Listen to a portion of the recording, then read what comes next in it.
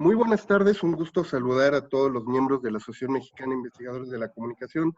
Un servidor, Jorge Hidalgo, les da la más cordial bienvenida a esto que son nuestros seminarios de conversación en punto de encuentro, de reflexión y sobre todo interacción de los miembros de la Asociación Mexicana de Investigadores de la Comunicación, pero también con colegas que se están incorporando de distintas áreas profesionales, inquietos sobre todo por este tema de las tecnologías de información, temas sobre comunicación y salud, comunicación y deportes, y es decir, cada uno de los 20 grupos que tenemos dentro de la asociación, y aquí es donde hoy estamos haciendo acto de convergencia. Así es que les mandamos un saludo cordial a todos, y hoy, como lo hemos hecho durante los últimos miércoles, vamos a tener un conversatorio muy interesante donde por primera vez estaremos probando esta fórmula de panel. Generalmente siempre teníamos la interacción uno a uno con nuestro experto, y hoy para platicar sobre la agenda sociodigital de la campaña presidencial del 2018 con el tema temas, emociones y notas falsas que motivaron interacción política ciudadana, pues vamos a tener un panel magistral muy interesante a quien me voy a permitir presentar en unos momentos. Por lo pronto voy mandando un gran saludo a todos nuestros colegas que el día de hoy se han conectado y que están en la plataforma interactuando con nosotros. Para quienes lo hacen por primera vez, les decíamos, les pedimos simple y sencillamente si nos pueden apagar por unos minutos sus micrófonos y cámaras, tanto para no consumir ancho de banda y saturar la red, como también para que durante la grabación no se nos vaya a filtrar algún audio o saturar el tema de la interacción. Y bueno, pues yo les decía que tenemos aquí el día de hoy el gusto de presentar en este panel magistral que tenemos a tres queridos colegas de muy distintas partes de la República Mexicana. Yo creo que esta es una de las maravillas que también nos presenta la tecnología y que hoy pues se encuentran aquí desde la Universidad Autónoma de Coahuila, la maestra Blanca Nayeli Gómez Aguilera. Nayeli, mucho gusto, qué gusto tenerte por aquí. Hola a todos, muchas gracias, doctor, por el espacio. No, al contrario, un gusto que estés en este espacio de conversación y diálogo. También se encuentra desde la Ciudad de México, en la Universidad Panamericana, el doctor José Luis López Aguirre. José Luis, qué gusto saludarte, que siempre te vemos como detrás de cámaras y detrás de toda la producción también de nuestros espacios de comunicación en la MIC, y al doctor Manuel Ortiz Marín, quien se encuentra hoy conectado desde la Universidad Autónoma de Baja California, al otro extremo, en la otra frontera. Manuel, qué gusto saludarte. Como siempre, Jorge y colegas, un gusto, no desde la universidad, sino ahora desde mi casa. Exactamente, pero bueno, un un gusto tenerte aquí, Manuel, y poder interactuar con estas horas también de diferencia que tenemos ahora con ustedes y que nos permiten dialogar. Voy a platicar un poco sobre la trayectoria de nuestros tres panelistas antes de cederle la palabra. La maestra Blanca Nayeli Gómez Aguilera es especialista en procesos de lectura y escritura, participa en la cátedra UNESCO en la maestría en análisis del discurso por la Universidad de Buenos Aires. Ella es licenciada de comunicación con acentuación en periodismo por la Universidad Autónoma de Coahuila.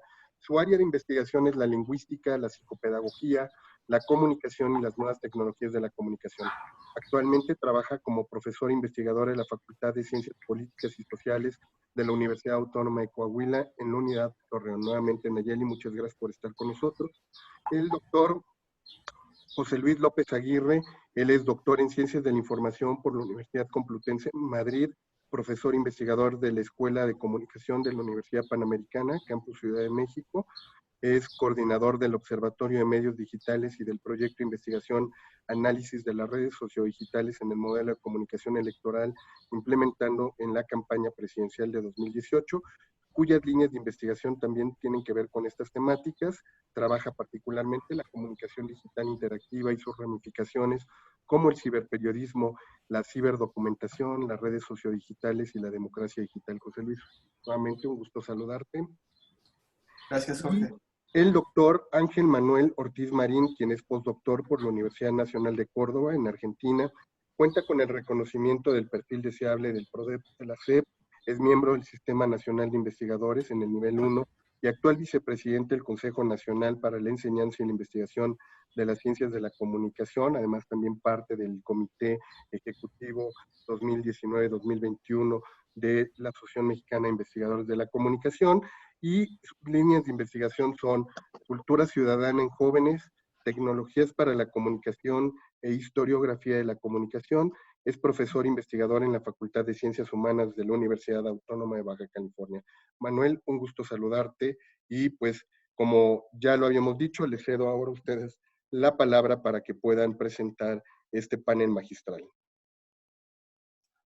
Muy bien, muchas gracias, Jorge. Voy a compartir la pantalla para mostrarles la presentación que ya tenemos aquí elaborada. Bueno, nos hemos organizado y de entrada, pues agradecerles esta oportunidad de poderles participar este trabajo de investigación que derivó en este libro, y por ahí vi también conectada a la doctora Blanca Chong. Me da mucho gusto que nos acompañe, es prologuista de esta publicación. Verán que, bueno, ahí anexamos el código QR, el libro lo pueden descargar de forma gratuita, no hay ningún problema, y también si lo requieren les estaremos compartiendo a lo largo del webinar pues el enlace para que también puedan acceder a este producto de un proyecto bastante ambicioso que ahora me toca platicarles, ¿no?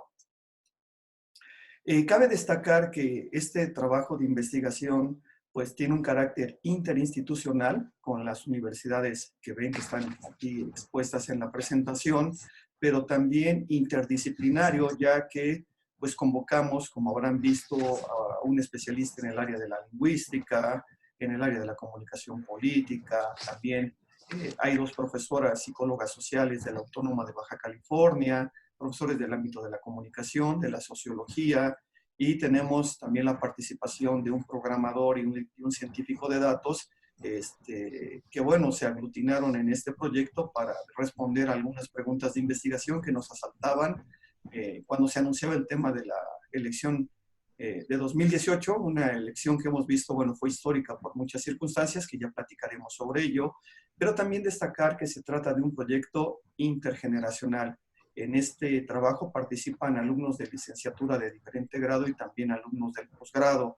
Entonces, ha sido un ecosistema bastante rico. Hemos trabajado a lo largo de más de 2 años y esperamos en esta presentación, pues, avanzar con algunos de los hallazgos más relevantes. No vamos a poder cubrir todo lo que quisiéramos y también nos hubiera encantado que los demás colegas nos acompañaran, pero bueno, seríamos demasiados en el panel. Como verán, están los nombres de los colegas de la FES Aragón, de la Universidad Autónoma de Coahuila, de la Universidad Intercontinental, obviamente Nayeli de la Universidad Autónoma, reitero, de Coahuila, en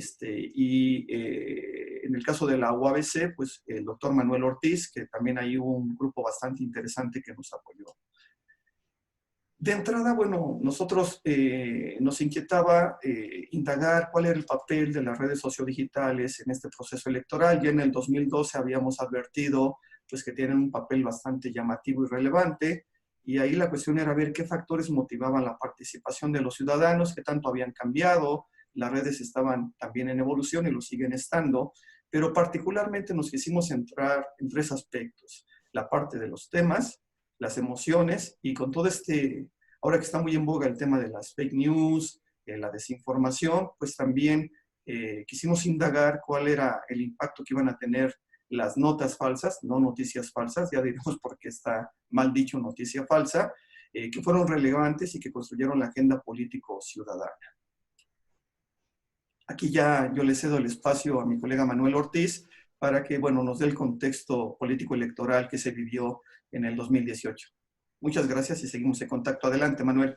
Sí, gracias, José Luis. Bueno, colegas, un gusto compartir con ustedes esta experiencia, esta rica experiencia que tuvimos. El libro empieza, bueno, a partir del prólogo y los agradecimientos, con esta contextualización de lo que fue el proceso electoral, que es sumamente interesante e importante por diversas razones. En este sentido, hay un conjunto de conceptos que tuvimos que definir, constructos que tuvimos que definir, y que a su vez nos sirvieron como elementos sustanciales para todo el trabajo, que fueron la definición de un espacio público, del cual hay diversos autores que lo abordan, desde Habermas particularmente, como esfera pública, o Bourdieu, y dos elementos sustanciales que a lo largo de todo el proceso estuvieron mediando toda esta actividad que fue el proceso electoral, que es la ciudadanía, obviamente, por su participación, y finalmente, como todo proceso electoral, dentro de un sistema de participación, se pretende que se aspire a una democracia. Y estos elementos, justamente dentro del entorno de la sociedad en la cual, la sociedad mexicana, en la cual ustedes y yo vivimos, fueron los que nos permitió ahondar en cada uno de estos justamente conceptos que yo acabo de referir. Si me haces favor, José Luis, la siguiente lámina. Y de ahí partimos a estos 4 núcleos en los cuales partimos en este contexto de las elecciones, que fue cómo describir la ciudadanía contemporánea y el proceso particularmente de la democracia al que hemos venido aspirando y construyendo en este siglo, y cómo finalmente en este mismo contexto los partidos políticos participaron de este ejercicio a partir de lo que fueron sus plataformas electorales e ideológicas. Y aquí viene también esta característica: quiénes fueron estas 5 figuras importantes políticas que, con distintos antecedentes, con distintas trayectorias, que en su momento estuvieron en el escenario de lo que fue particularmente la campaña electoral, que es a lo que nos abocamos, con el antecedente muy singular de lo que son las candidaturas independientes, que esto también es un registro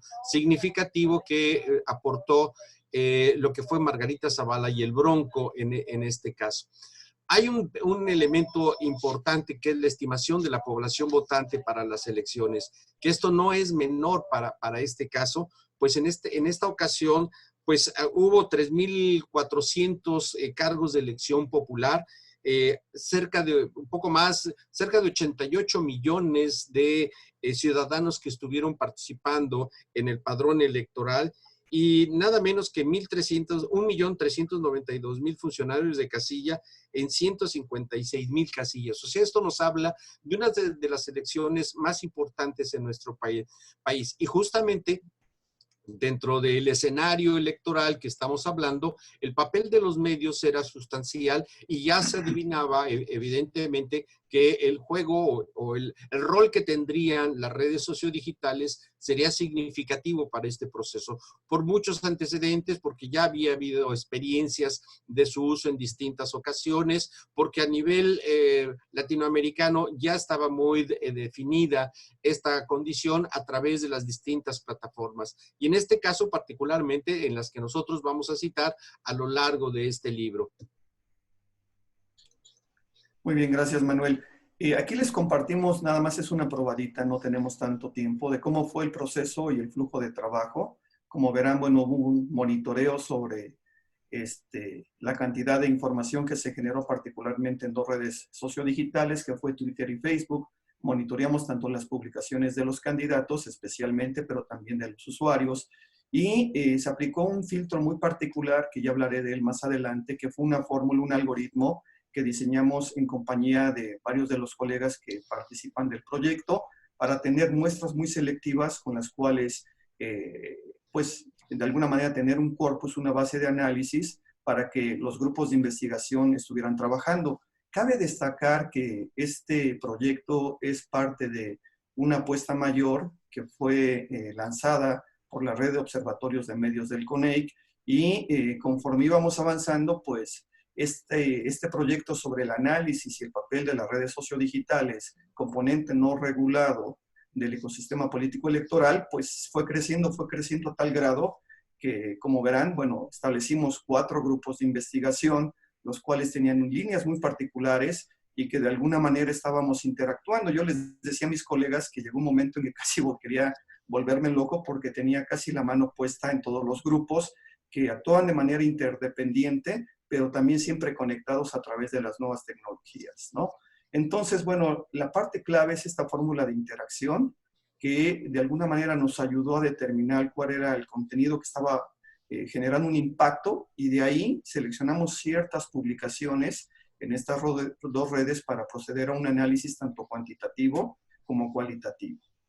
Algunas de las herramientas que utilizamos, seguramente algunos las conocen: Social Studio, Analytic, que por cierto Antonio nos facilitó una herramienta de pago de métrica digital, TweetDeck, HotSuite, también hablamos con gente de IBM. Entonces creamos una batería muy interesante de herramientas para generar estas bases de datos temporales.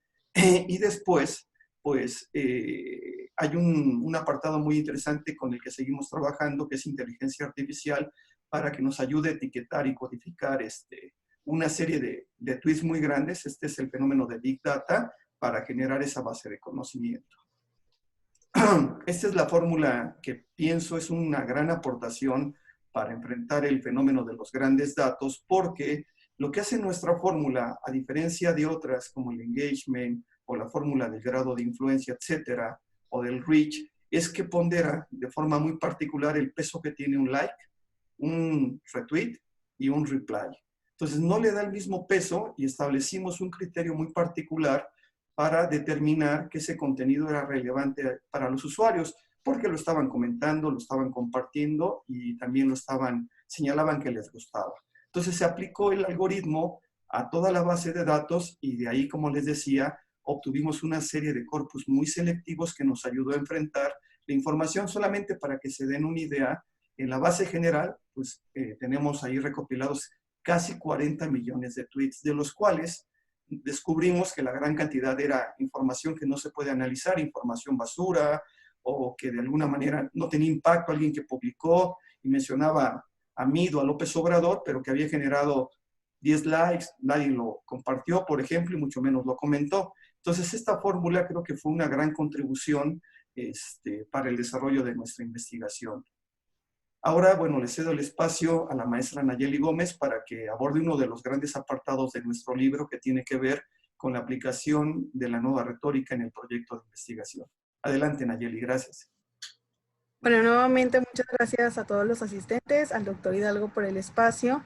Y bueno, yo les voy a explicar un poco lo que pueden encontrar en estos 3 primeros capítulos del libro, pero además quisiera resaltar la importancia de la organización en general del texto, porque nosotros analizamos, si bien los 3 componentes básicos del modelo de comunicación, pues también otras áreas de oportunidad, sobre todo, que se pueden desarrollar a partir de una coyuntura digital o en cualquier entorno digital en el que se desee aplicar estos modelos buscando un fin en particular, ¿no? En el caso de los 3 primeros capítulos, pues se hizo una propuesta teórica metodológica que operacionaliza más bien la parte cualitativa y solo una parte muy mínima de la parte cuantitativa, porque es una propuesta que añade la lingüística y la comunicación como 2 de sus áreas del saber más importantes. En particular, nosotros conocemos que los fenómenos lingüísticos son imposibles de analizar de manera cuantitativa si se les quiere a lo mejor quitar pues estas formas, digamos, semánticas, ¿no?, que pudieran modificar la interpretación de los enunciados. En este caso, esta propuesta metodológica engloba tres teorías importantes, que son las teorías de la nueva retórica, las teorías de la argumentación y las teorías de la nueva comunicación, de las tecnologías de la comunicación y la información. En este caso, la nueva retórica, el apartado de este libro más bien contempla la parte de los candidatos. ¿Qué dijeron los candidatos? Pero recordemos que todo el libro está unido a partir de la fórmula del grado de interacción. Entonces nosotros solamente analizamos de manera cualitativa aquellos, en este caso solamente van a ser los tweets del primer mes de campaña, a diferencia de lo que ya les va a explicar también el doctor Manuel Ortiz y también el doctor José Luis de sus apartados. Bueno, nosotros en este libro solamente analizamos el primer mes de campaña en Twitter, y nos interesaba sobre todo saber el grado de persuasión. Nosotros, a partir de la fórmula, como les comentaba, solamente seleccionamos aquellos discursos en Twitter que fueron más relevantes para la audiencia. Entonces, a partir de ahí empezamos a desarrollar patrones y identificar patrones que van a estar operacionalizados en 3 categorías centrales. Bueno, les comentaba un poco que elegimos el modelo de la retórica porque es el único modelo de manera pues aproximativa teórica, ¿no?, que permite identificar los grados de persuasión o reflexionar sobre los grados de persuasión inscritos en el lenguaje. En especial, la nueva retórica, a diferencia de la retórica antigua, plantea al público como un ente más activo, y también hay una frase muy importante de Perelman, que es uno de los pioneros en esta área, que habla acerca de que para desarrollar un sistema democrático justo hay que enseñar al juez antes que al litigante. Entonces, de esta manera, bueno, a través de la reflexión de la propuesta argumentativa, retórica y discursiva en general, nosotros podemos dar herramientas críticas a los lectores de cómo se les persuade y a través de qué elementos no visibles, no reflexivos gramaticalmente, por aquellos que no inciden directamente en la lingüística, pueden identificar como importantes.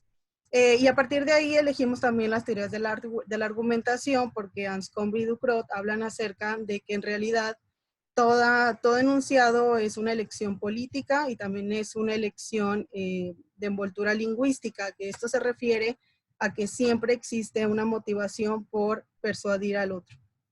Asimismo, nos inscribimos dentro de las tecnologías, de las teorías de las nuevas tecnologías de la comunicación y la información, porque atendemos a estos géneros digitales y es muy importante desde un punto de vista filológico contemplar cuáles son las características discursivas que se pueden desarrollar dentro de un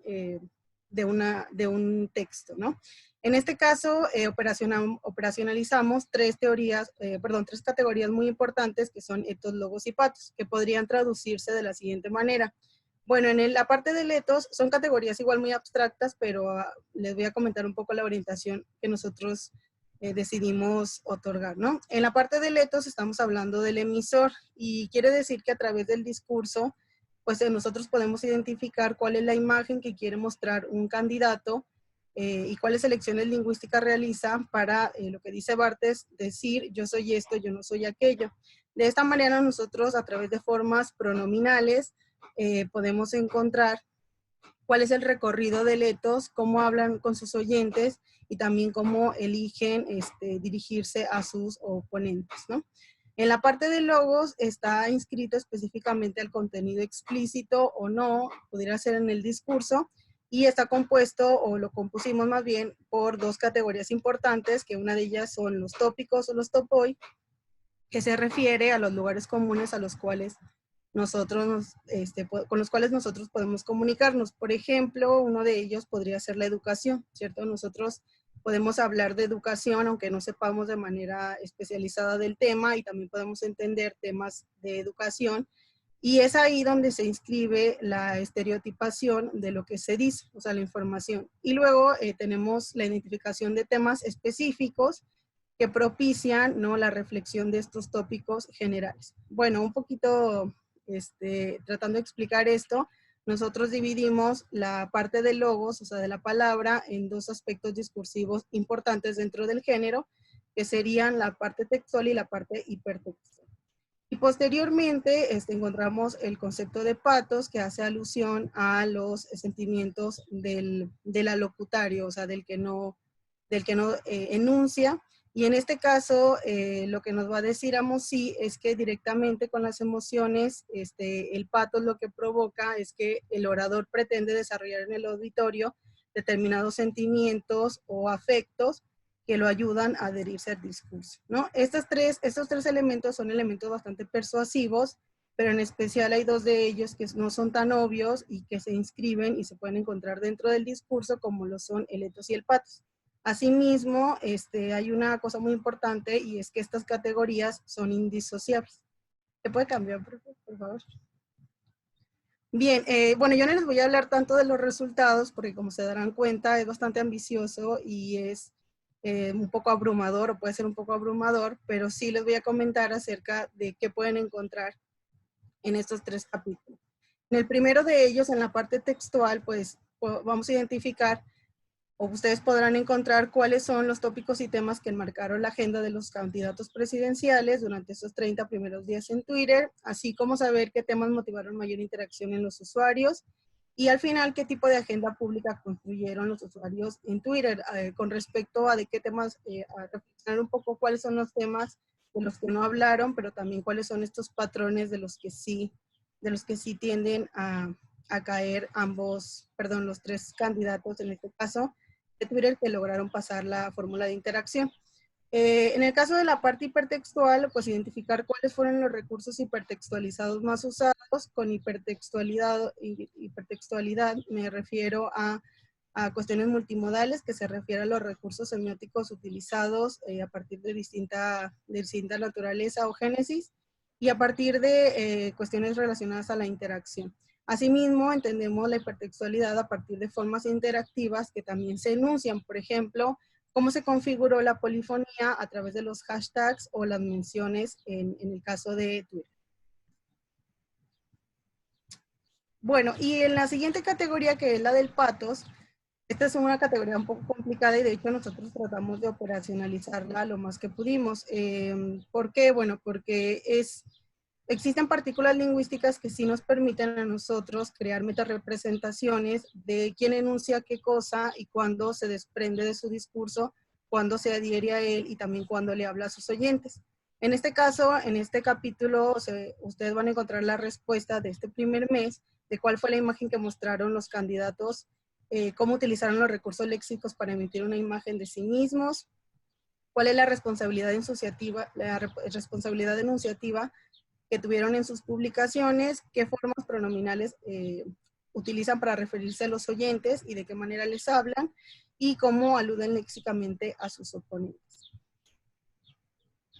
Y por último, en la parte del efecto del patos, tratamos de identificar el efecto patémico, que según Shagado es el único a partir del cual nosotros podemos identificar mediante formas léxicas cómo se intenta afectar sentimentalmente o espiritualmente en cuanto a las almas, ¿no? Es una forma metafórica de las audiencias, ¿no? Entonces, a través del discurso nosotros sí podemos identificar a qué pasiones recurrieron los candidatos en su discurso para provocar a las audiencias digitales, cuáles son los niveles discursivos que apelan a las emociones que explotaron más, y con niveles discursivos nosotros desarrollamos o hicimos énfasis en 4 formas lingüísticas que se utilizan o que semánticamente tienen un valor enfocado a la subjetividad. Por ejemplo, las formas adjetivadas, los valores, los enunciados morales y las figuras retóricas. Entonces, van a encontrar cuáles valores enmarcan estas campañas, o sea, dependiendo cada candidato, cómo recurren a los enunciados morales y cuándo lo hacen, qué tipo de adjetivos se enuncian y para qué los utilizan, y la más importante, creo yo, es cuáles figuras retóricas utilizaron y con qué finalidad. Muchas gracias, Nayeli. Ahora le cedo el espacio al doctor Manuel Ortiz para que hable de otro apartado muy interesante del libro, que es el análisis de la comunicación emocional, y donde nuestras psicólogas sociales, junto con la maestra Cintia Cerón de la WIC, hicieron una gran aportación con el diseño de un diccionario que fue un instrumento de investigación valiosísimo para poder analizar las 6 emociones que ahora les comentará el maestro Manuel Ortiz. Adelante, Manuel. Gracias. Bueno, retomando este tema, evidentemente el campo de la emocionalidad está presente en la vida, lo acabamos de ver incluso con el patos que acaba de señalar Nayeli. Y bueno, en este sentido, evidentemente la comunicación y particularmente la comunicación política cada vez está mucho más caracterizada por estos rasgos en los cuales se pretende reconocer de qué manera quienes en un momento dirigen un discurso pretenden interactuar o generar en la persona que los escucha una determinada reacción. Y de ahí la pregunta de cuáles son los rasgos de la comunicación emocional que enmarcaron la interacción entre los candidatos y los ciudadanos en estas 2 plataformas, Facebook y Twitter, particularmente durante la campaña electoral en el 2018. Y aquí tendríamos que acudir a 2 precisiones necesarias para poder ahondar en esto. Esto es parte de un capítulo del libro en que efectivamente este conjunto de colegas estuvimos participando para ir definiendo esta condición teórico-metodológica que nos permitiera después pasar a la parte empírica.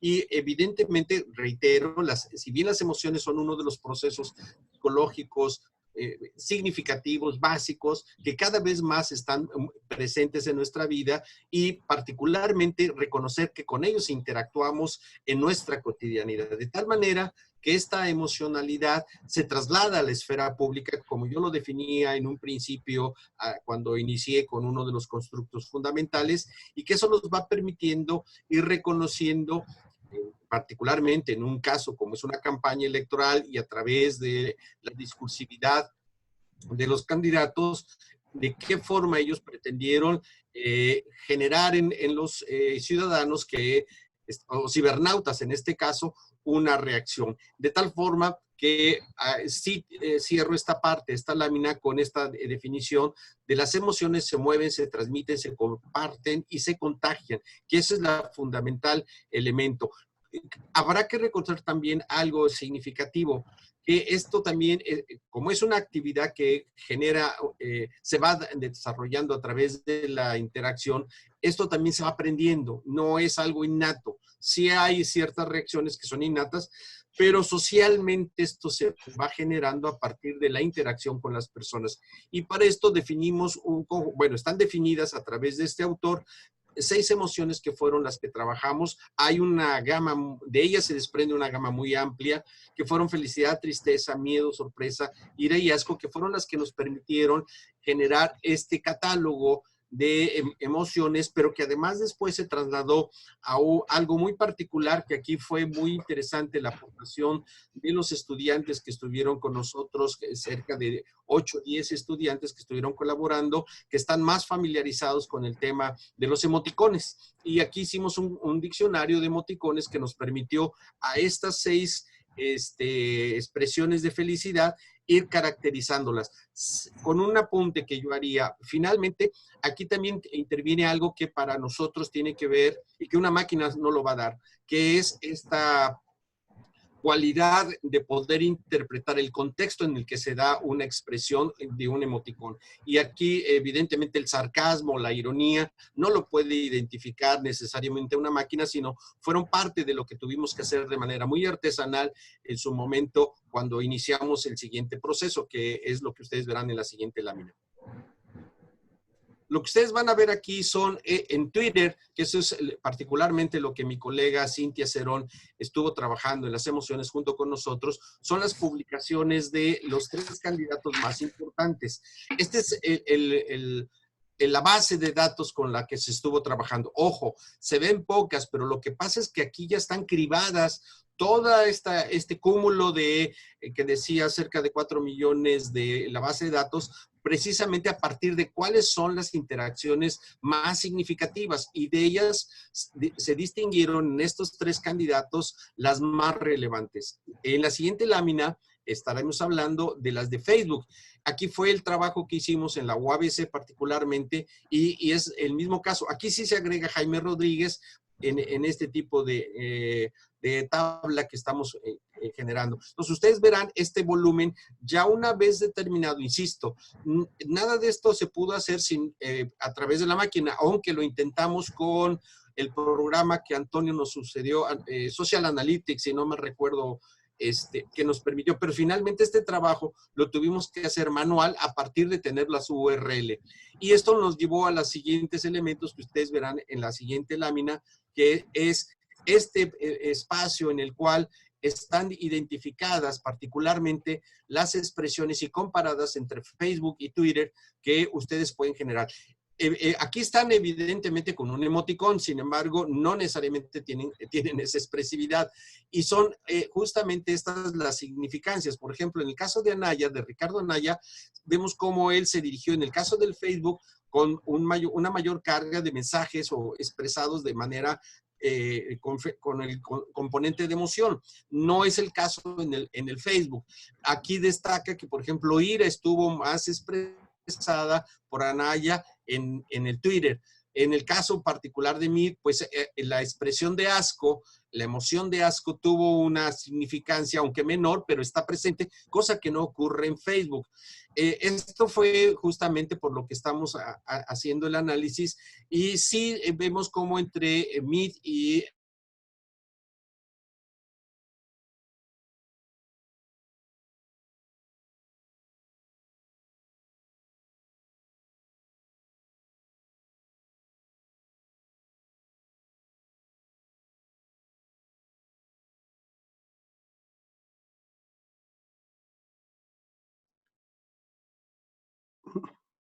Manuel, se nos fue un poco la señal. Son en general los productos que se manifestaron en toda la campaña. Esto es la parte significativa de que son los 3 meses acumulados de todo lo que ellos manifestaron en términos de emociones, particularmente a través de estos candidatos. No está Zavala por las razones que ustedes saben de que su campaña no tuvo continuidad. Bien, muchas gracias, Manuel.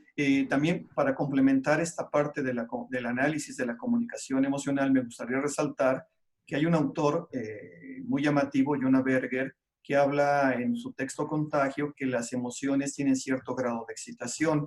Entonces, en el libro también van a encontrar pues una relación entre las emociones, que él divide en positivas y negativas, pero además descubre, y lo confirmamos con nuestra investigación, que hay emociones tanto positivas como negativas que generan altos grados de excitación, que nosotros lo traducimos con la fórmula en altos grados de interacción. Entonces, muchos de ustedes que hacen analítica, creo que ese es un gran avance porque casi todos los trabajos hacen análisis del sentiment, que si es positivo, negativo, neutro, y se quedan ahí. Entonces yo creo que ese es un paso interesante en el esfuerzo del equipo por tratar de ir más allá de solamente categorizar en positivo, negativo, neutro, y más bien utilizamos estas 6 emociones primarias que ya comentó mi colega Manuel Ortiz. El otro apartado del libro tenía que ver con algo que ya se advertía cuando se anunció el tema de la elección del 2018, de la gran manipulación, de las campañas de desinformación. Estamos en el tiempo de la posverdad, y por eso, particularmente con colegas de la PES Aragón, la maestra Concepción Estrada, el maestro Miguel Acosta y un grupo de alumnos tanto de la PES como de la UP, desarrollamos este trabajo que ha sido también muy interesante y que les comparto algunas cuestiones, ¿no? Como sabrán, en 2018 nace la iniciativa periodística Verificado 2018, la cual formamos parte, tomamos talleres, establecimos una alianza con ellos, y además de estar haciendo verificaciones con este grupo de periodistas, tuvimos la oportunidad de acceder a sus bases de datos.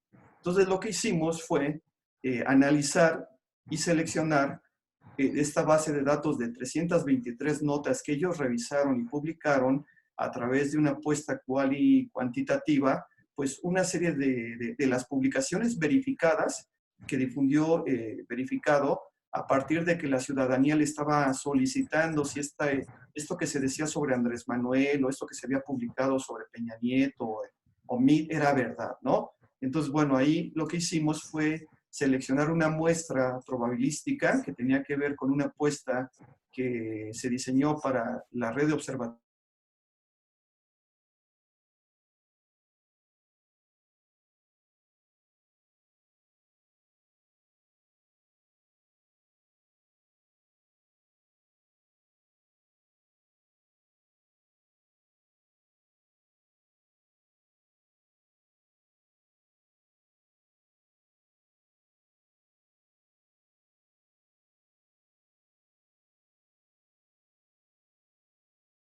del 67% de las notas que pues publican mentiras a medias, información fuera de contexto, se verificaron también videos y fotografías, ¿no?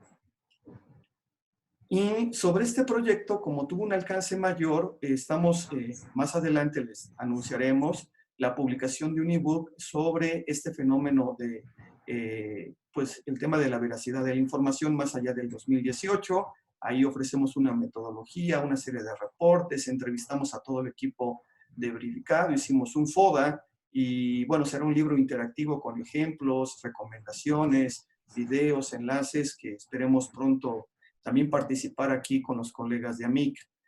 Algo que me gustaría destacar es el tema de la formación de jóvenes investigadores. Me parece, y quizás algunos no van a estar muy a favor de lo que voy a señalar, pero se puede generar productos de investigación, se puede interactuar con alumnos de licenciatura y además que ellos puedan conectarse de alumnos de una escuela privada con una escuela pública.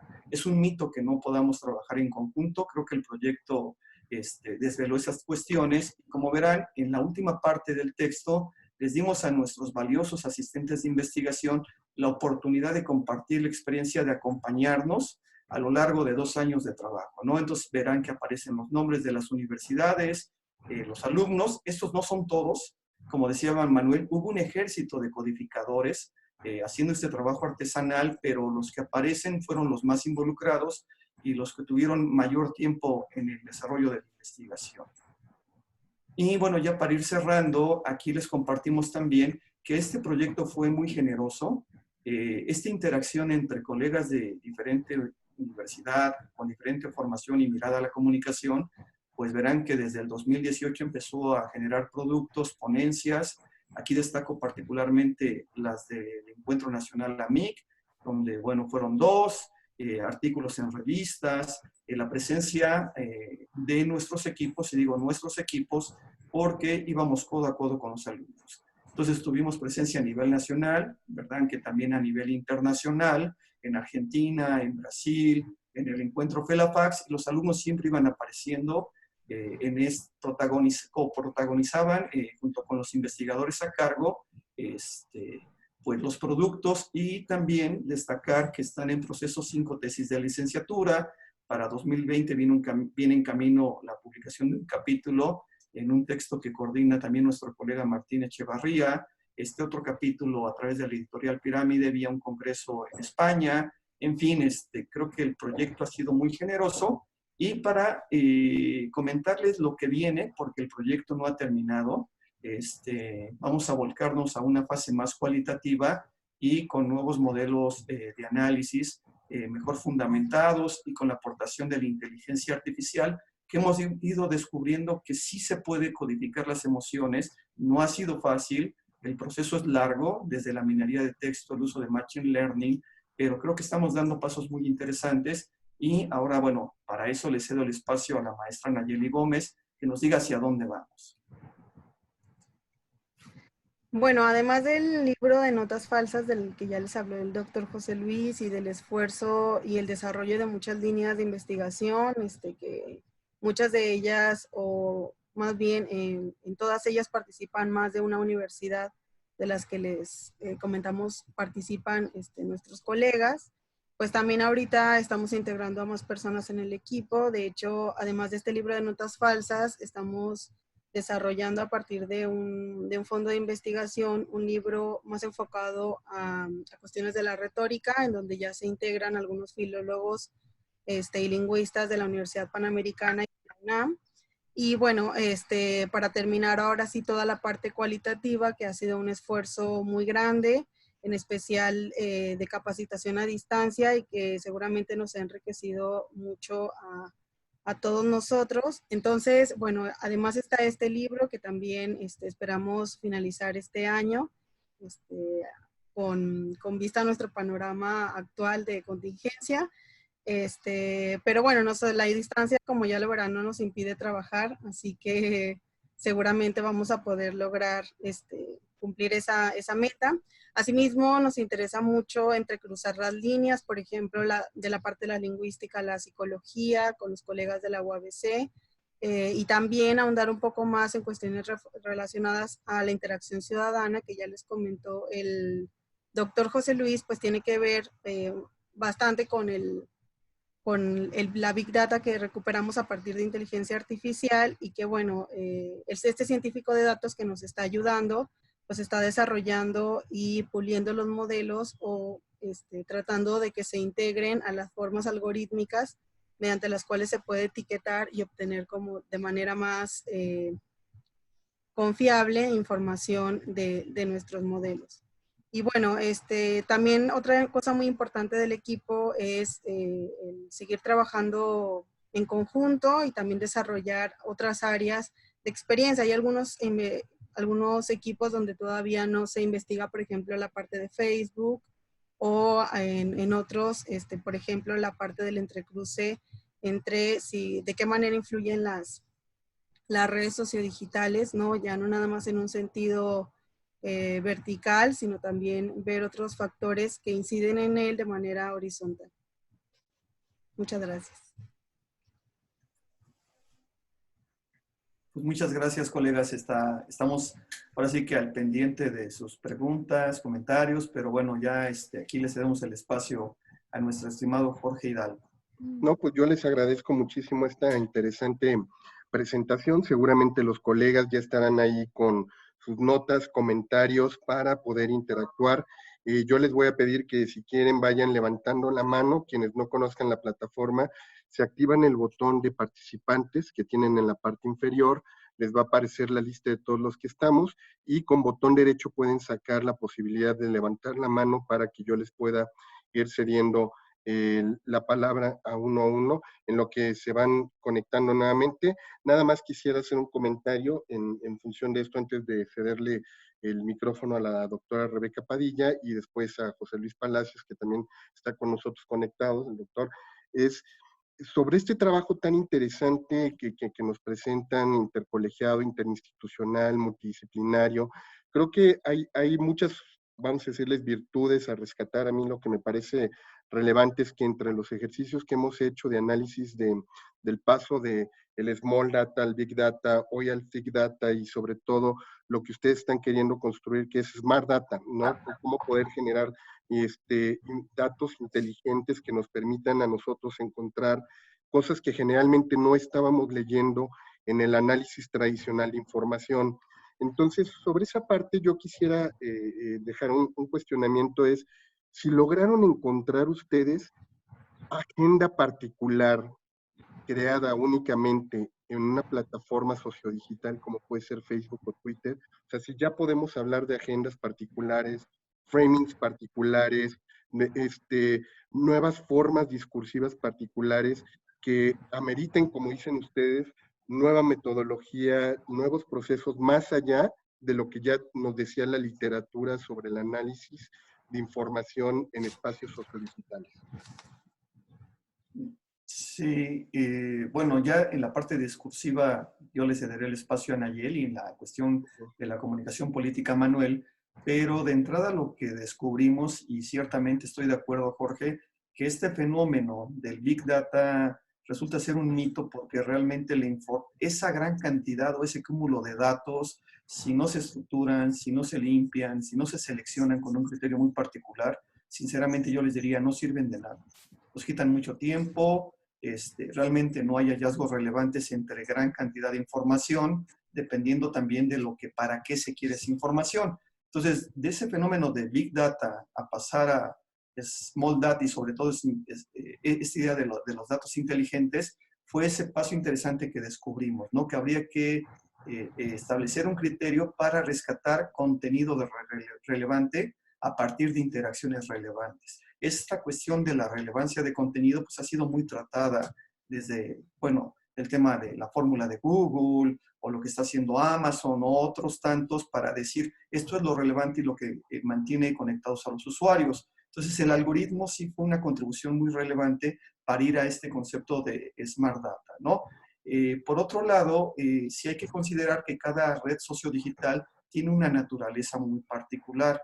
Entonces, creo que todavía a nuestros políticos les está faltando entender y saber que hay que ajustar las narrativas dependiendo si son redes sincrónicas, asincrónicas, a los espacios, como ya avisaba Nayeli, al tema de la potencialidad que te da el lenguaje hipertextual. Y también como apuntaba Manuel, o sea, hay que considerar la otra parte del perfil de los usuarios en México, que no se puede, digamos, ajustar a otro, ¿no? Entonces, pues en eso estamos, seguimos trabajando.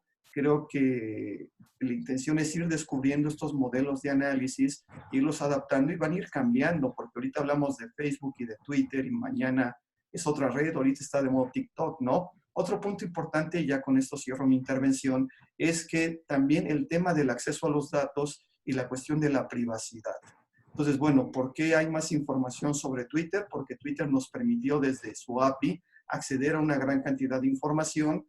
Obviamente anonimizamos las bases de datos, pero Facebook sí tiene muchas restricciones, ¿no? Entonces también eso es una limitante actualmente para realizar ciertas investigaciones, porque no todo el dato se obtiene tan fácil y además ya se dieron cuenta que el dato es clave, hay que saber minería de texto y que ahora pues los ojos están puestos en esos datos porque por algo se habla de minería de texto, ¿no? Está ahí, hay que saber escarbar, hay que saber minar para obtener el orito que está ahí, ¿no? Y en esa parte Creo que el trabajo interdisciplinario ha sido muy interesante porque no solo es bien interesante, de verdad se los comparto, tener un científico de datos, con un programador, con un sociólogo, con una psicóloga social, con un mercadólogo discutiendo estos temas para desarrollar los modelos. Nos llevó tiempo, pero seguimos construyéndolos. No son modelos totalmente acabados, pero creo que hemos ido afinando la parte de cómo entender, cómo analizar con una mirada más amplia fenómenos tan complejos, tan resbaladizos que ahora surgen del ámbito virtual. Gracias.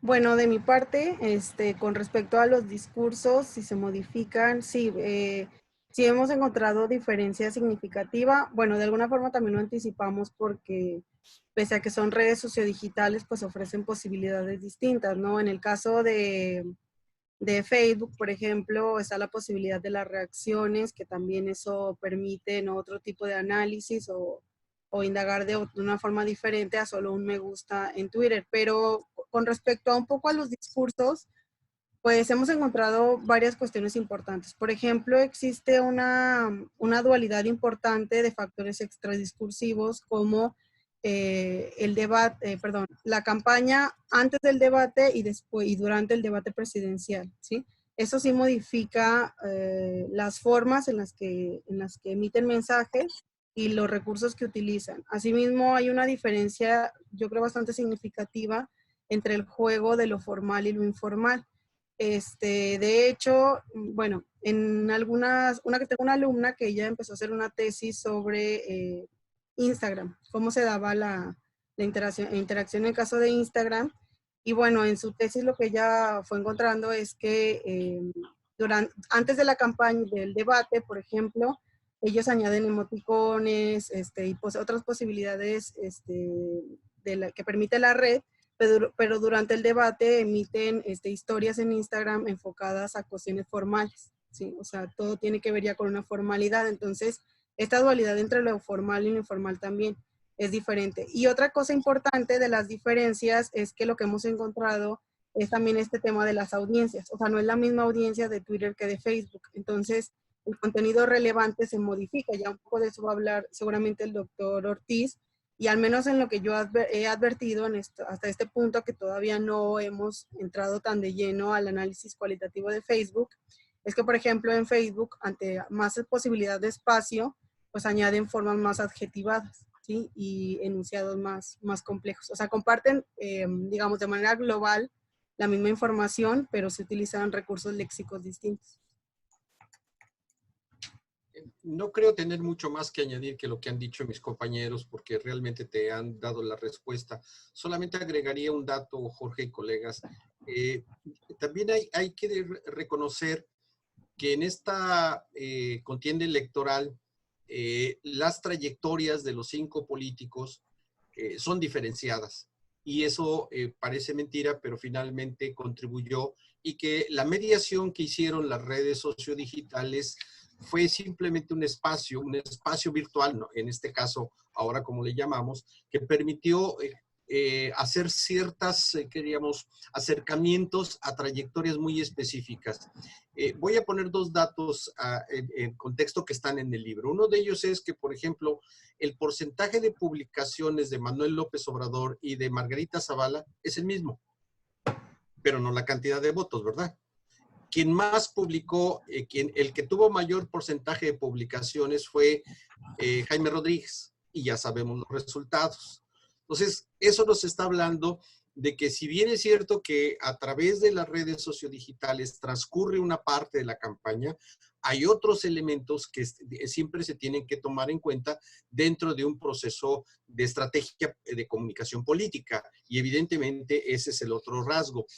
Por ejemplo, y es el segundo dato que yo agregaría, una de las características, si bien es cierto que no fue el que más publicó Andrés Manuel López Obrador, sí es quien más sus simpatizantes reprodujeron su discurso. Entonces, eso te da otra característica muy significativa en relación con este tipo de comportamiento dentro de las redes sociodigitales.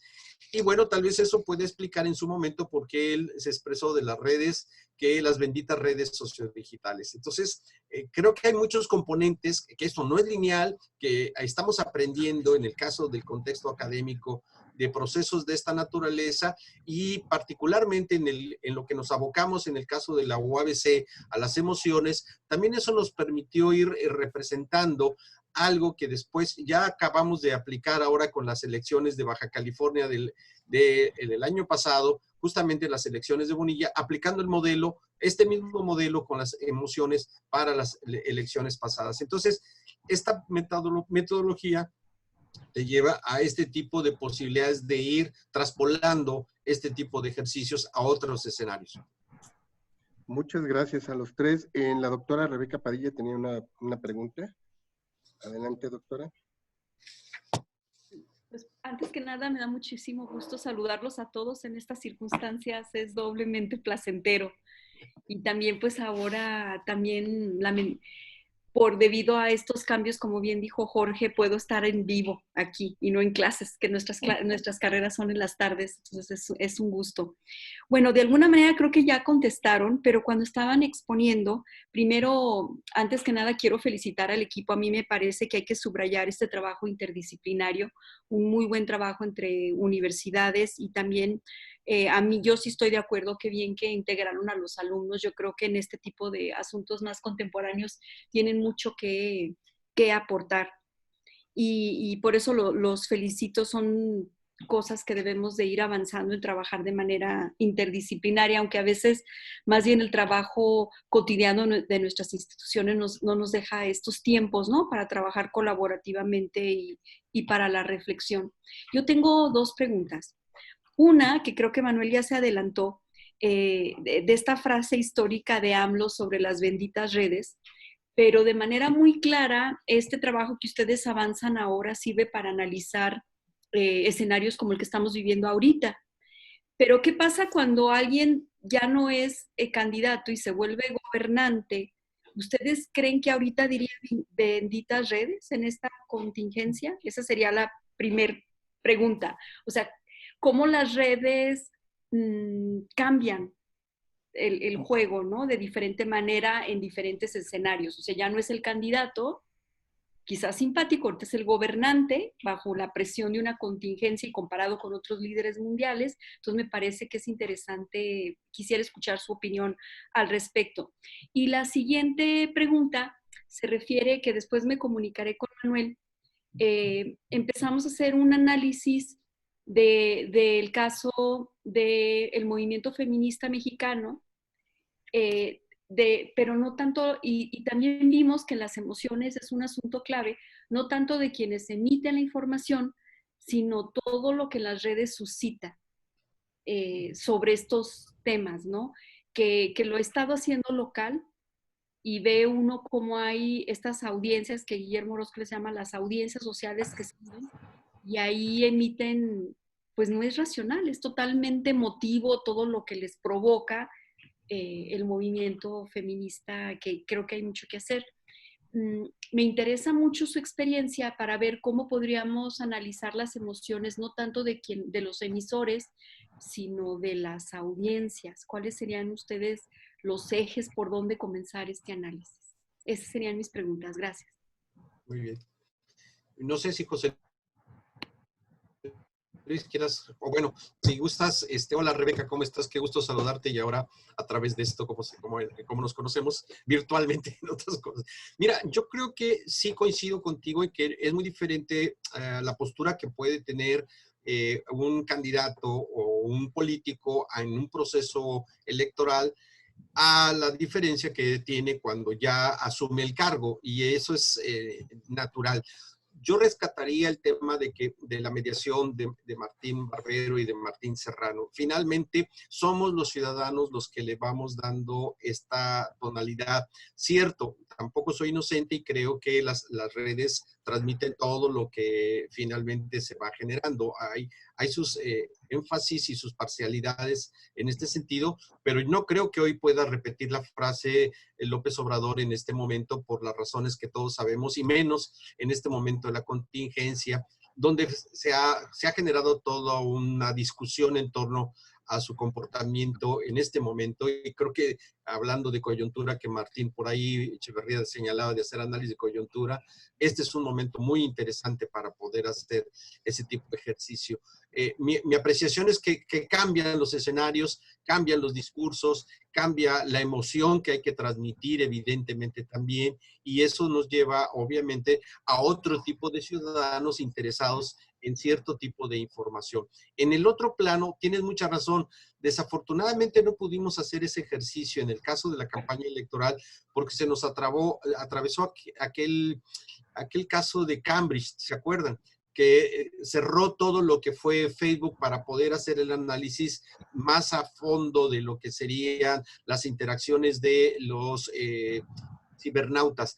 Creo que lo que tú señalas nos dará mucho gusto poder ver qué podemos colaborar, y seguramente hay mucho que trabajar, porque hoy reconocemos que finalmente, no es que antes no haya estado presente, las emociones están presentes en la comunicación. Yo pondría, por ejemplo, todo el caso de la publicidad, sobre todo la retórica de la publicidad, que es evidentemente emotiva y alude a ese tipo de sentimientos, precisamente porque apela a generar esta expresión, este contagio hacia ciertas expresiones. Ahora, en el caso del tema de género, es evidente que está en ese sentido más dada la emotividad que la racionalidad en este caso. Y bueno, pues es un campo también para trabajarlo, Rebeca, con todo gusto.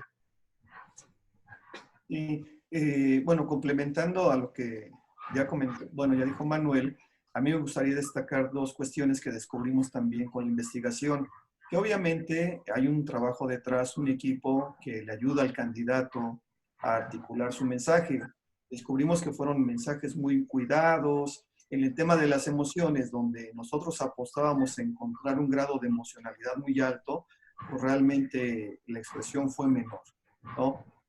Por un lado. El otro, hay que tomar en cuenta que, y esto es parte de la experiencia que les comparto, que las redes se pueden manipular, hay equipos que insertan hashtags superficiales, el uso de los bots, hay un ejército, gente que vende granjas de usuarios, y por eso reitero el tema de la fórmula, porque esta fórmula de alguna manera nos ayudó a evitar cuentas de bots, ¿no? O sea, sí advertimos muchas, que era toda esta basura que les comentábamos, y ahora un bot te puede dar un like, un bot puede dar un retweet, un bot puede incluso duplicar un usuario o puede robarle la identidad, ¿no? Robo de identidad para estar publicando, pero al final la herramienta de alguna manera nos advertía esto, ¿no? Entonces sí, en el caso de la campaña del 2018, descubrimos una parte de la manipulación, etiquetas infladas con grupos situados en ciertas zonas del país o fuera del país también, que trataban de inflar la conversación a favor o en contra de un candidato. Todo este tema de la desinformación creo que hay que tener mucho cuidado cuando uno analiza redes sociodigitales. Y por el otro, también comentarte, Rebeca, que continuando con la investigación, estamos analizando en este momento 2 millones, bueno, los 100 días de Andrés Manuel. Les platico un poco, igual si alguien se quiere sumar, el proyecto está abierto. Estamos analizando los 100 días del gobierno de Andrés Manuel para ver cuál también fue la diferencia de ser candidato a ser gobernador. Y ya ven que dicen, bueno, ser presidente, perdón, y que los 100 días son clave, ¿no? Entonces accedimos a Twitter y tenemos casi 2.500.000 tweets de ese periodo. Pero además tenemos, pues, todas las versiones resumidas de las mañaneras. Ahí son los 100 días. Y estamos analizando 2 medios de comunicación para ver la agenda de los medios, la agenda que trataba de imponer, o de alguna manera pues, imponer el propio Andrés Manuel, pero también la agenda cívica sociodigital. Entonces ahí es un escenario como de 3 capas que queremos ver cómo se conectan, ¿no? Y en ese sentido, obviamente aquí ya no vamos a poder tener un ejército de no sé cuántos alumnos etiquetando emociones o temas en esta base de 2.500.000. Yo espero que para el mes de, finalizando abril-mayo, el modelo de inteligencia artificial que estamos ya corriendo opere sobre esta base de 2.500.000 tweets, ¿no? Y entonces no va a ser un alumno el que va a etiquetar, sino está haciendo una máquina de aprendizaje automático que hemos estado validando y hasta ahorita va bien. Entonces, si opera, pues podemos, ese modelo, analizar no solo esos millones de tweets sobre el tema de Andrés Manuel, sino, por ejemplo, el caso de Me Too hubiera sido bien interesante que tuviéramos este modelo operando, ¿no? Para facilitar el análisis de tantos datos, el filtrado, y después de ahí escarbar y empezar a identificar hallazgos importantes. No sé si ahí también Ayeli tenga algo que abonar. Gracias. Bueno, con respecto a la parte de lo de las benditas redes, pues lo que nosotros hemos encontrado es que efectivamente, bueno, son muy importantes y en ese sentido, independientemente de que alguien sea candidato a gobernador, pues tienen dos cosas como interesantes estas redes, ¿no? Por una parte siguen siendo espacios de difusión masiva, ¿no? Y que no tienen en el momento pues, ningún tipo de regulación, entonces eso propicia la emisión directa de un contenido y no tener que, o sea, por ejemplo, del gobernador o de su gabinete de manera directa, y no a través de algún comunicado en prensa y demás, sino que ellos mismos dentro de sus perfiles pueden emitir o compartir esta información. Y por otro lado, también es muy importante ver esta otra potencialidad de las redes y es que pueden identificar cuáles, o sea, de qué está hablando la gente, ¿sí? O sea, de cuáles son los temas de conversación o la agenda de las personas para que, bueno, inclusive, bueno, si ustedes pueden hacer un ejercicio, ¿no? En este caso de lo de las mañaneras y demás, hay mucha información que se habla en las redes y no se habla, por ejemplo, en otros medios y que al día siguiente la retoman dentro de la conferencia de prensa. Entonces, es importante, ¿por qué? Porque si bien hay bots y hay un montón de otra información, también hay ciudadanos que expresan, ¿no? Que muestran su descontento o su opinión con respecto a determinados temas. Por eso, bueno, a nosotros, vaya, se nos hace bastante interesante este tema de cómo interactúan las audiencias, ¿no? Pero sobre todo, ya lo van a ver en el libro, tienden a interactuar con base en cuestiones no tan reflexivas, sino que siempre a la controversia o a las cuestiones, bueno, polémicas en general, ¿no? Y no tanto a la información. Entonces, yo creo que en cuanto a los patrones que nosotros identificamos de las publicaciones más relevantes, pues sí hay un patrón de conducta también de los ciudadanos. José Luis, tenías por ahí una pregunta para... Muy buenas tardes o noches. Sí, dos preguntitas. Una de ellas es que desde 2008, 2007, de la elección 2006, se comenzaron a utilizar las redes sociales. Felipe Calderón creo que inició. Luego, en el 2012, hasta Peña Nieto dejó de utilizar las redes sociales al final de la campaña. Y ya López Obrador, en el 2018, utiliza muy bien las redes sociales y los grupos que retuitean sus mensajes, porque pues en esos momentos decía que tenía 7 millones de seguidores, mientras que las cuentas de Twitter en México nada más eran 4 millones. Entonces, en estos Twitters, ¿hay mensaje, hay propuesta, hay comunicación o simplemente es una iniciativa, una argumentación de convencimiento de propaganda en el análisis que ustedes realizaron? Y dos,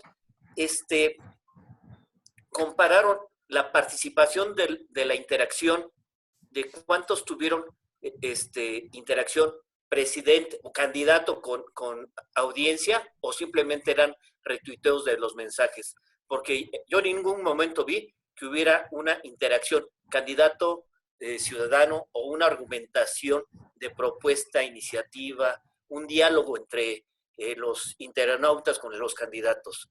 Y lo último de las mañaneras, efectivamente, pues el presidente utiliza las mañaneras para no pagar publicidad oficial. Yo he ido a las mañaneras y toda la primera fila, pues son pues youtubers, pues no son periodistas, van a pedirle que les arreglen problemas, no hay preguntas directas y las preguntas directas son desviadas por los de la primera fila. Yo he estado en la primera fila y y no te contesta el presidente. Muchas gracias. Buenas noches. Sí, buenas noches. Pues mira, una cuestión relevante que descubrimos a una de tus preguntas es que ninguno de los candidatos interactuó con las audiencias. O sea, obviamente es muy difícil que yo, López Obrador, le conteste directamente y en particular a José Luis Palacios, pero como decía Nayeli, pues de alguna manera se pulsa desde las redes la opinión pública, el sentir sobre ciertos temas que son sensibles para una sociedad y que se pueden responder de forma general. Eso no lo advertimos en investigación, es decir, no hay esta deliberación rica, un diálogo además entre los propios ciudadanos, priva la descalificación, casi se convierten en un ring para defender y atacar a otro candidato, pero la ausencia de argumentos, por ejemplo, ante la limitante en algunos casos del espacio, pero como decía también Nayeli y Manuel, pues creo que la capacidad argumentativa y de información política de mucha gente de la audiencia, pues no fue prolífica. O sea, lo que más llamaba la atención eran los ataques entre uno y otro candidato. Sí había propuestas muy interesantes. Por ejemplo, me parece, y si no que me desmientan mis dos colegas, Anaya fue el que propuso iniciativas mejor fundamentadas, no solo decía qué, sino también los cómo, pero desafortunadamente ese tipo de publicaciones no llamaban la atención de las audiencias, sino más bien era el tema de los apodos, que si no sé qué, las descalificaciones. O sea, todavía creo que estamos en una etapa inmadura del uso de las redes sociodigitales para poder empoderar a las audiencias y que las utilicen de forma crítica, dialógica, con una democracia mucho más participativa. Yo creo que vamos hacia allá, ¿no? Creo que apenas políticos y sociedad le están entendiendo, pero creo que los políticos están un paso atrás. Yo agregaría un detalle nada más, José Luis, sobre todo en la última parte. Me parece que esto es una muestra de la cultura política que tenemos como país y como sociedad. O sea, lo que efectivamente fue muy escasa la interacción por razones de los equipos de estrategia. Realmente las más significativas que en el caso del Facebook, que nosotros trabajamos el grupo de UABC, pues son elementos no racionales. Te recuerdo, por ejemplo, la de Anaya, que fue la que tuvo más likes, por ejemplo, es cuando está golpeando una pera. Te has de acordar que se estaba preparando para uno de los debates. Entonces, eso te está diciendo el grado de cultura política que en general la sociedad mexicana tiene, y particularmente quienes acceden. Y el otro elemento es, yo creo que esto nos lleva todavía a un trabajo mucho más preciso, que no lo hicimos todavía por el volumen, porque además también habrá que reconocerlo, salvo que me equivoqué mis compañeros, este fue un aprendizaje in situ. Estábamos, conforme iba ocurriendo todo el proceso de la campaña, íbamos aprendiendo cómo ir acumulando, reaccionando, identificando formas de interacción, y es con las limitantes que yo explicaba hace un momento. Entonces, me parece que esto nos lleva a futuros escenarios que debemos estar mucho mejor preparados y más refinada la metodología, como ya se ha explicado al respecto. Sí, bueno, de mi parte, en cuanto al tema del discurso, bueno, es súper emocionante. ¿Por qué? Porque desde la teoría de la argumentación, que está instaurada en un sentido glotopolítico y también de entender la argumentación en la lengua, pues todos aquellos que sean ajenos a la lingüística no identifican partículas argumentativas que en realidad sí argumentan, ¿sí? Es bien interesante porque pese, por ejemplo, en el caso de nosotros, en este libro que ponemos el primer mes de campaña en Twitter, pues 280 caracteres sí permiten argumentar, inclusive hacen formas creativas, o sea, tienen un estilo propio ya muy arraigado, como muestran los argumentos, y si bien hay unos espacios donde no se muestran, digamos, argumentos en un sentido lógico, ¿sí? Sí hay argumentos enfocados a la persuasión. Entonces, a través de estas partículas nosotros sí podemos identificar formas expresivas referidas a la persuasión que nos permiten identificar de manera objetiva cuáles son estos patrones de persuasión que utilizan a través del discurso. teníamos por ahí una pregunta de Patti, pero creo que ya se tuvo que retirar. Era sobre déjenme la localizo nuevamente su comentario. Era un poco más sobre la plataforma que utilizaron ustedes para hacer el filtrado de los tweets, que es lo que específicamente dice, ¿cuál es la herramienta que usted utilizó para poner a los likes? Sí, ahí de hecho ya le respondí. Es el diseño de la fórmula para identificar la relevancia de contenido a partir de las interacciones que genera este contenido en las audiencias.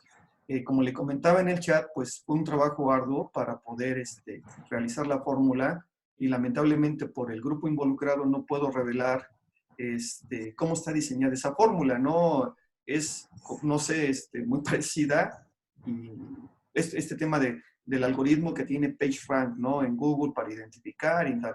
Va por ahí más o menos el diseño del algoritmo y lo hemos mantenido muy en secreto porque, pues, en verdad, sí comprenderán que hubo un trabajo muy interesante y, de hecho, ese algoritmo, pues, está bajo derechos de autor.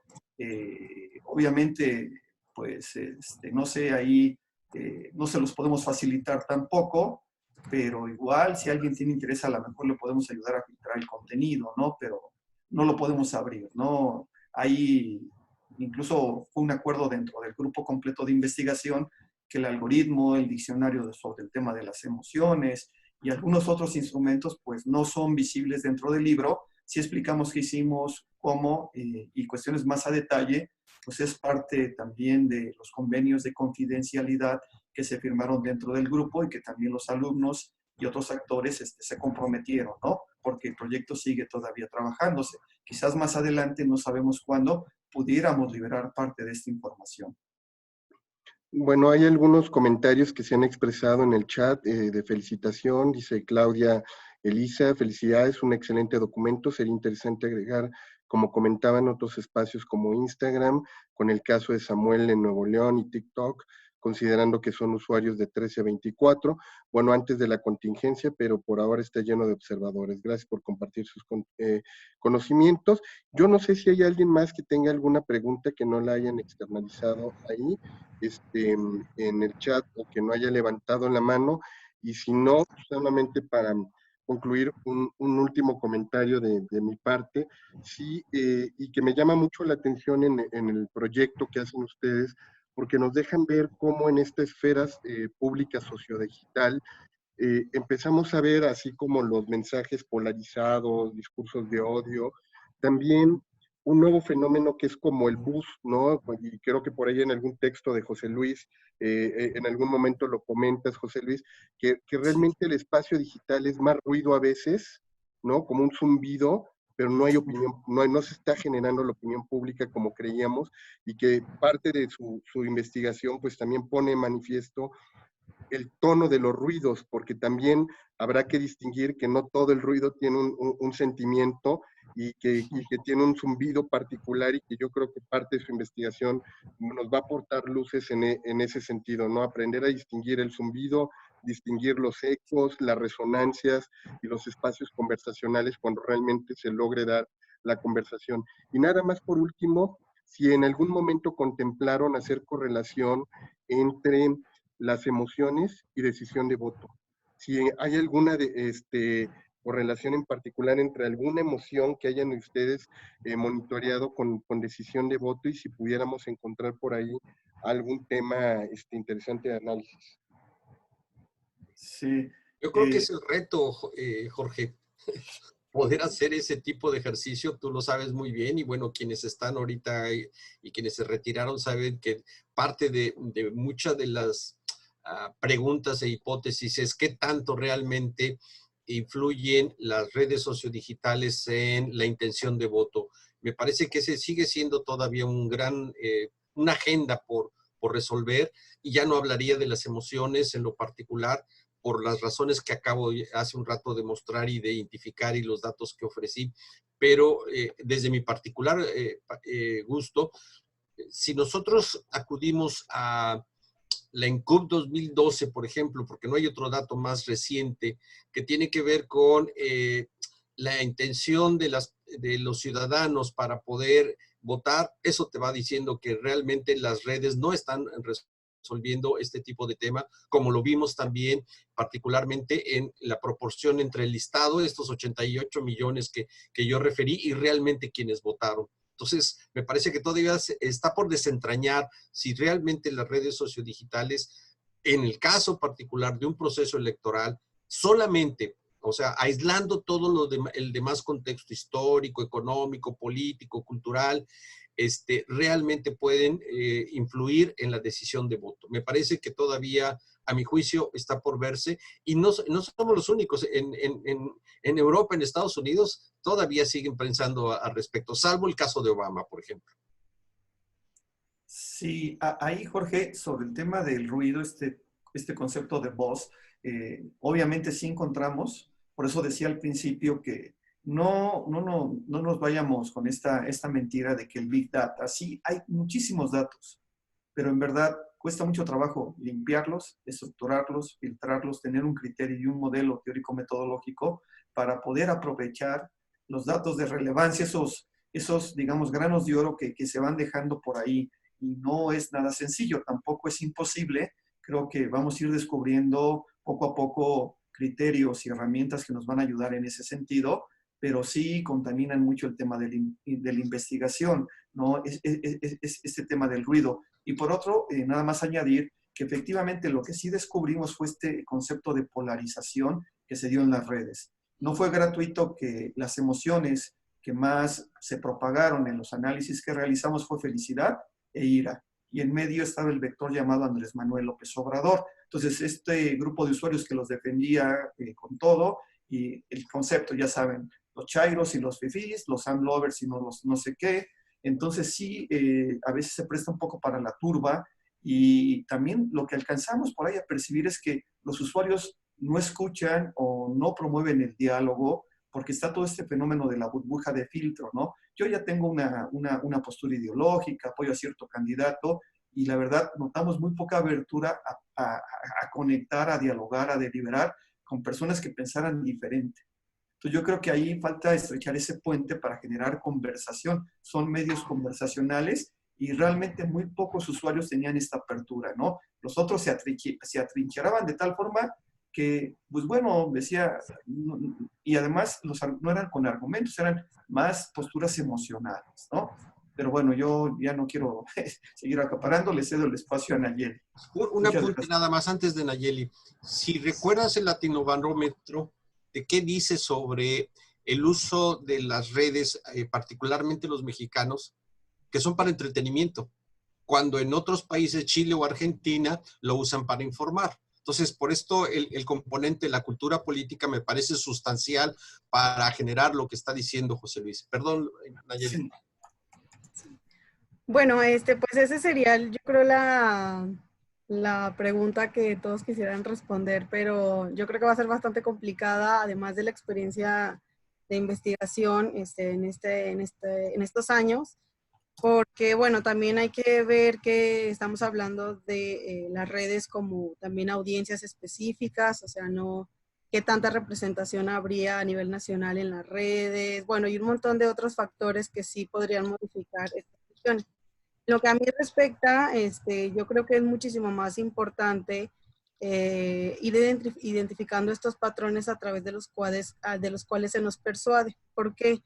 Porque sí es un patrón muy obvio y yo creo que eso permitiría crear una reflexión más importante con respecto a nuestro uso de las redes, ¿no? En coyunturas políticas específicas, pero también a entender cómo se utilizan estos espacios y a través de ello, pues cómo nos van persuadiendo para opinar o comentar y demás, ¿no?